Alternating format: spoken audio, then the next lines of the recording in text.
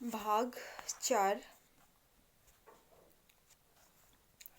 अब हम चौथे भाग में पढ़ रहे हैं। फिर सालाना इम्तिहान हुआ। फिर कुछ ऐसा संयोग हो गया कि मैं फिर पास हो गया और बड़े भाई साहब फिर फेल हो गए। मैंने बहुत मेहनत इस बार भी नहीं की। न जाने मैं फिर भी दर्जे में क्या आ गया, अव्वल आ गया, है ना। और मुझे खुद पर बहुत अचरज हुआ कि भाई साहब तो कितना पढ़ाई करते हैं, दिन भर पढ़ते हैं, लेकिन क्या है, वह फेल हो गए। और कोर्स का वह एक एक शब्द रटते हैं, एक एक शब्द क्या करते हैं, रट जाते हैं, है ना। 10 बजे रात तक और सुबह सुबह भी वह इतना पढ़ाई करते हैं, लेकिन फिर भी बेचारे फेल हो गए। जब नतीजा आया तो वो क्या हो गए, जब उन्होंने सुना कि वो फेल हो गए तो वो क्या हो गए, रो पड़े। और जब मैंने उनको देखा रोते हुए तो मैं भी क्या होने लगा, रोने लग गया, है ना। मेरे जो पास होने की खुशी जो थी वो क्या हो गई, आधी हो गई। और फिर मैंने सोचा कि मैं भी फेल हो जाता तो अच्छा होता, कम से कम भाई साहब को क्या नहीं होता, इतना दुख नहीं होता। लेकिन जो विधि की बात है वो कौन टाल सकता है। उसके बाद मेरे और भाई साहब के बीच में केवल एक दर्जे का अंतर रह गया। पहले तो 2 दर्जे का था, तो अब क्या हो गया, दोनों के बीच में 1 साल का अंतर रह गया। मेरे मन में एक कुटिल भावना उदय हुई। मेरे मन में एक कुटिल भावना आई, कहीं इस साल भी भाई साहब फेल हो जाएंगे तो हम दोनों क्या हो जाएंगे, बराबर कक्षा में आ जाएंगे, बराबर क्लास में आ जाएंगे, है ना। ऐसे करके वह सोच रहा है। फिर उसके बाद में क्या हुआ कि अब भाई साहब कुछ नरम पड़ गए। कई बार मुझे डांटने का अवसर पाकर उन्होंने धीरज से काम लिया। अब जैसे मैं तो छोटा था उनसे, कई बार मैं ऐसा भी काम करता था कि जो डांट खाने वाले हैं, लेकिन फिर भी उन्होंने अपना काम जो है धीरज से लिया है। शायद अब वह समझने लगे थे कि मुझे डांटने का अधिकार नहीं रहा, या तो रहा भी तो है बहुत कम। तो यह सब देखकर मैं क्या हो गया, मैं और आज़ाद हो गया।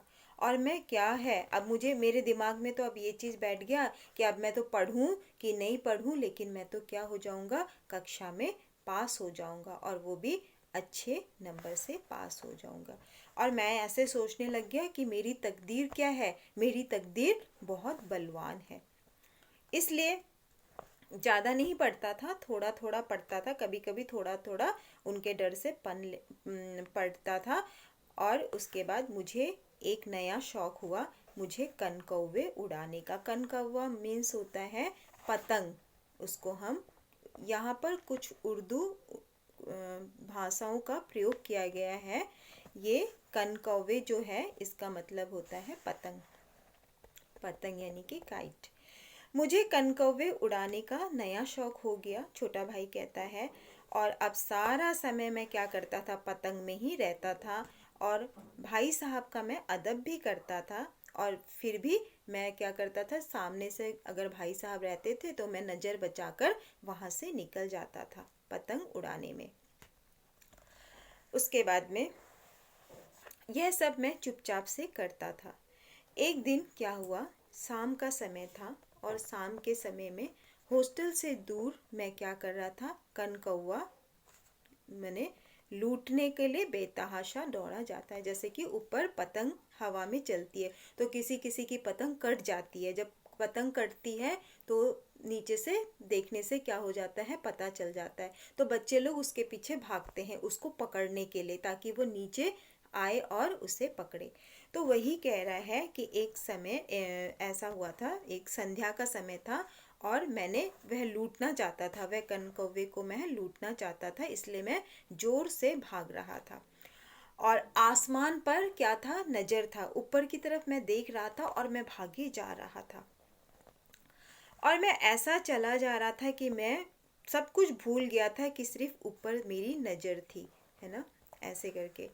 तो वो बोल रहा है, और आगे पीछे क्या हो रहा था मेरे को कुछ खबर नहीं थी। मैं उस पतंग के साथ साथ आकाश में जैसा लग रहा था कि मैं उड़ रहा था, जहाँ सब कुछ समतल है, ना मोटर कारें हैं, ना ट्राम है, ना गाड़ियाँ हैं। ऐसे करके वो कह रहा है। अचानक से क्या हो गया, भाई साहब से उसकी मुठभेड़ हो गई। रास्ते में कौन मिल गए, उसके भाई साहब जो है वो मिल गए। शायद वो लगता है कि बाजार से आ रहे थे, तभी उन्होंने क्या कर लिया, उसका हाथ पकड़ लिया।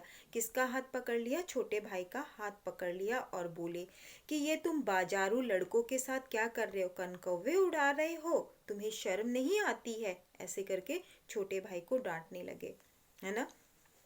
तुमको यह भी नहीं पता है तुम कौन किस जमात में हो, माने कि तुम कौन सी कक्षा में हो, है ना। तुम कोई छोटी कक्षा में नहीं हो, अब तुम बड़ी कक्षा में आ गए हो।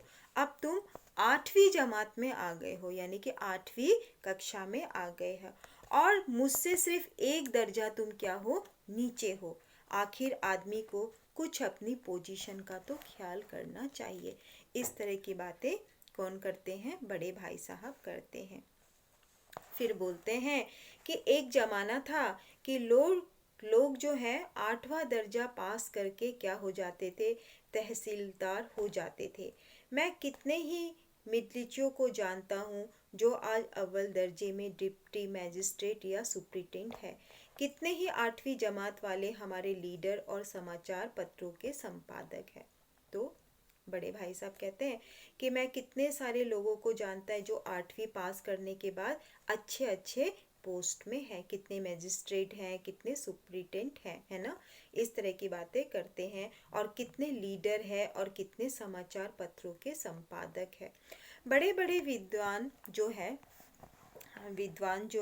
उनकी मातहती में काम करते हैं, और तुम 8वें दर्जे में आए हो और तुम ये बाजारी लड़कों के साथ तुम खेल रहे हो, है ना, और वो भी कनकौवे उड़ा रहे हो, है ना। मुझे तुम्हारी इस कम अकल पर क्या होता है, दुख होता है ना। तुम सच में माने तुम एकदम बेवकूफ़ हो, है ना, इसमें कोई भी शक नहीं है। इस तरह की भाई साहब उसको कहते हैं। भाई साहब बोलते हैं मैं तुमसे एक दर्जा नीचे हूँ, है ना। अब उन्हें मुझको कुछ कहने का हक नहीं है, यह तुम्हारी गलती है।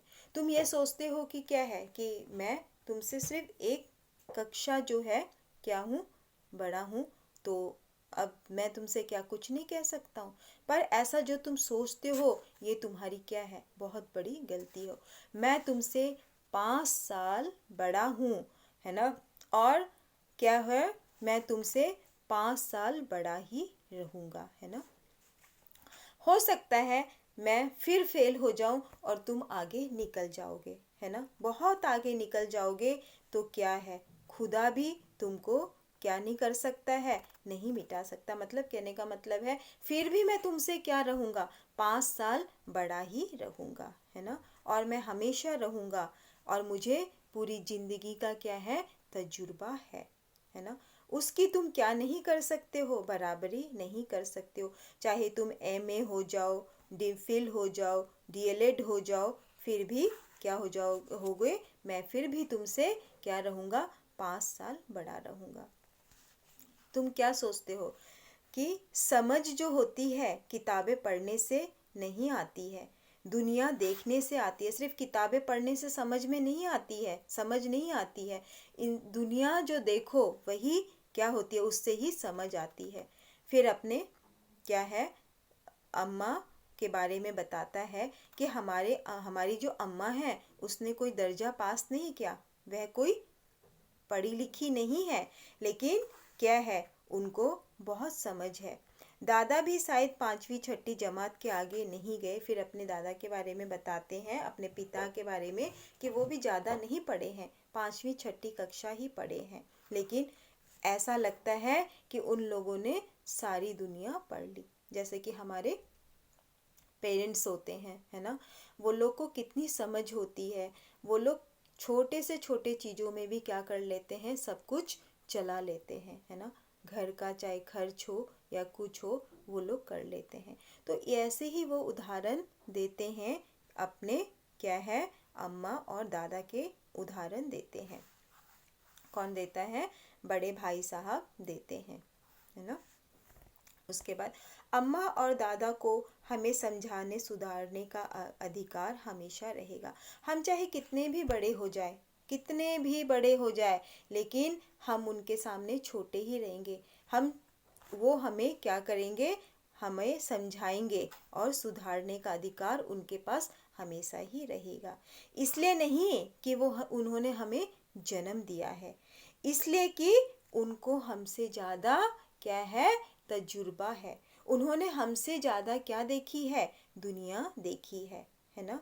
अमेरिका में देखा जाए तो किस तरह की राज व्यवस्था है ना। कितने 8वें हेनरी ने कितने ब्याह किए, आकाश में कितने नक्षत्र है, उन लोग को ये सब नहीं पता। वो लोग किताबी ज्ञान उन लोगों ने नहीं अर्जित की है, लेकिन उन्होंने हमसे, वो बहुत बड़े हैं और उनको बहुत ही हमसे ज़्यादा क्या है? तजुर्बा है ना। जिनका ज्ञान हमसे भी क्या है? उनको ज़्यादा है। तो इस तरह की बातें बड़े भाई साहब छोटे से करते हैं। देव ना करे, ईश्वर ना करे। अगर मैं आज बीमार हो जाता हूँ, क्या हो जाता हूँ? आज मैं बीमार हो जाता हूँ तो तुम्हारे हाथ पांव फूल जाएंगे, है ना। तुम क्या करोगे? दादा को तार कर दोगे, है ना। तार यानी कि टेलीग्राम कर दोगे। पहले समय में टेलीग्राम चलता था, तो तुम दादा को क्या कर दोगे? तार कर दोगे, है ना। लेकिन तुम्हारी जगह अगर दादा होते तो वो किसी को तार नहीं देते, बल्कि वह पहले देखते कि क्या बीमारी है, फिर किसी डॉक्टर को वो बुलाते, है ना।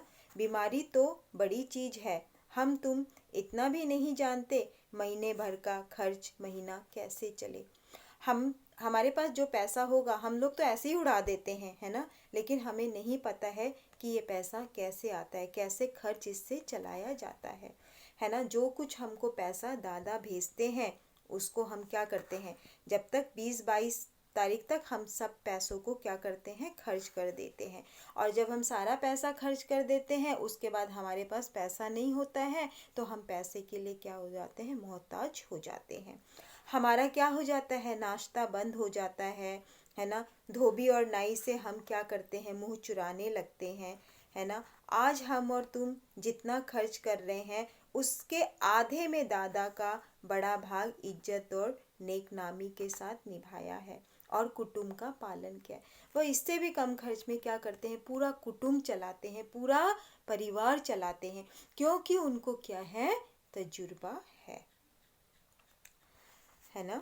इस तरह की बातें कौन करते हैं? बड़े भाई साहब छोटे से कहते हैं। फिर अपने हेडमास्टर का उदाहरण भी देते हैं। हेडमास्टर का उदाहरण देते हैं, वे एमए है ना। उन्होंने एमए में ऑक्सफोर्ड जो है वो किया है और उनको 1000 रुपये वेतन मिलता है। ये बहुत पुरानी बात है ना। जब ये लिखी गई थी तो उस समय पैसों का बहुत मूल्य हुआ करता था, तो उस समय 1000 की कीमत भी बहुत बड़ी रकम होती थी। तो हेडमास्टर का उदाहरण देते हैं कि उनके घर का इंतजाम कौन करता है? उनकी बूढ़ी माँ, है ना। वो उनके घर का सारा पालन पोषण उनकी माँ करती है।